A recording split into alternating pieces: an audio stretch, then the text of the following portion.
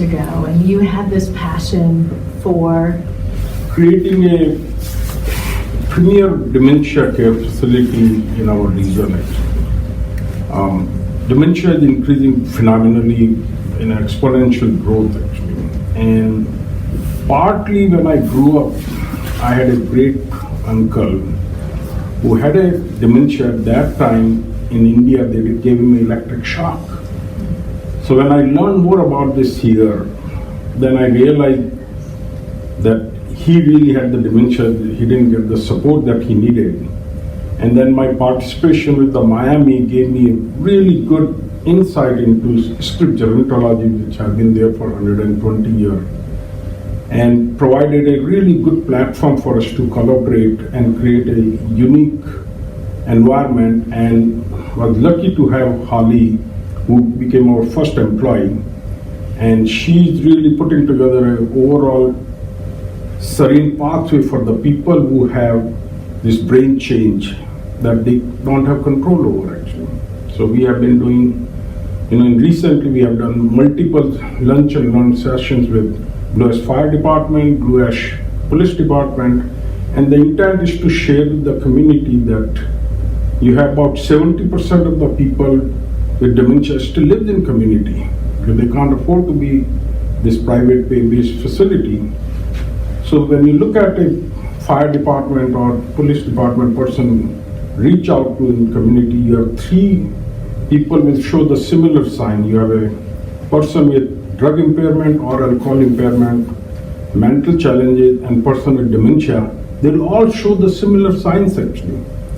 So what Holly did was share with them a different strategy, how to identify a person with dementia versus other, and how to reach out to them to de-escalate the situation so that they can help them. Because once your dementia started, the brain changes really causes them to have no control over, because they don't have that ability anymore actually.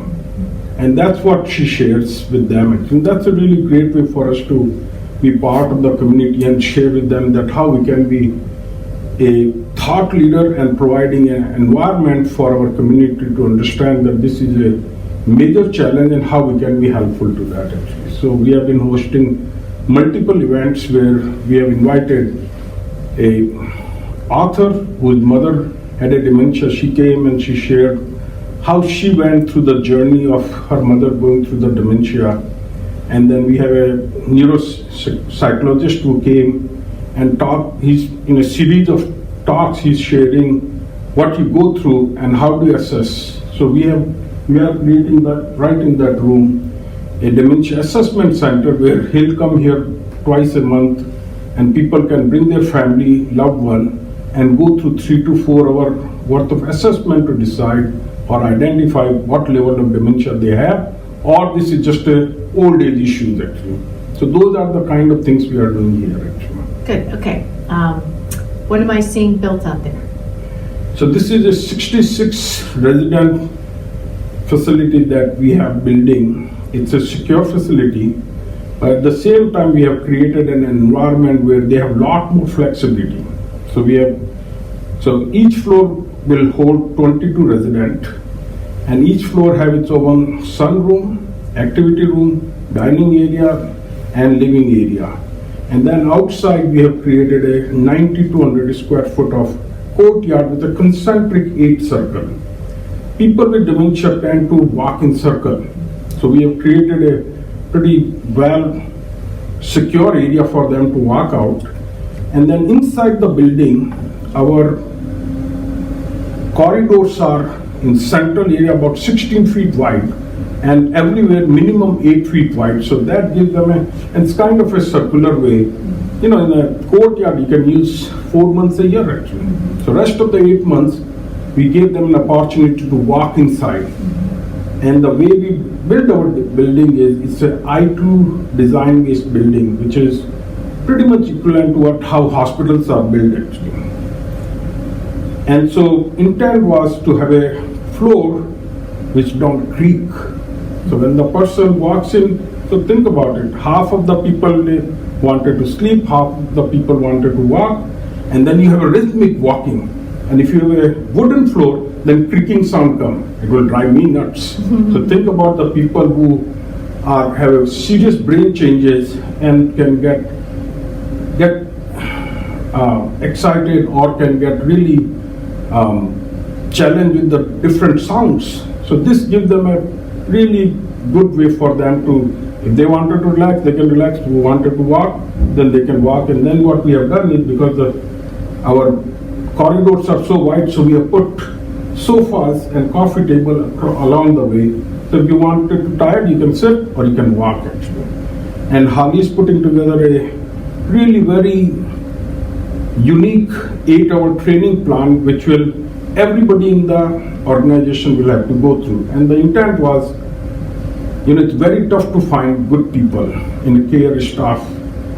And my intent was to bring somebody with in-house, providing training and understanding how you deal with these people who have such a intense brain changes that they don't have control over. So providing them a consistent way to manage them is the best way to work that out. And so she's putting together our overall serene pathway, which is really how we manage those people with those challenges so that their life becomes a lot more effective. I mean, if I had a little bit more space here, I would have created a dementia village actually, like circular enclosed facility with lot more flexibility for them to walk out actually. So. Okay. I'm going to come back and get the rest of that when we can do it. But all right, stay right there for me. Got a couple off-camera questions for you, and then we'll grab Holly. Is that good? Okay. We'll let Holly pick up. So when do you expect that to be ready? By first quarter. So I think the temporary certificate of occupancy will be there by end of this January. And then we, because of the weather issues, we may not have everything ready, but by end of first quarter. So we already have a 3 family already signed up for it. Yeah. And how, is it all private pay, or do you have? So dementia care does not get paid Right. by any, unless you have long-term private insurance, it's all private pay. So do you charge by the month, or what are you Month. doing? Yeah, so what's an average month? So our fee is $6,500 plus potentially up to $1,000 based on their level of care required. And what Skills and everything else, or? we are allowed to provide a skilled care up to 8 hours a day or maximum 120 days in a year. That's the Ohio Department of Health regulation. And what we have done is the first 22 people who comes or sign up, then they become our founders club, and for their life, rest of their life, the price will not change. Wow, good for you.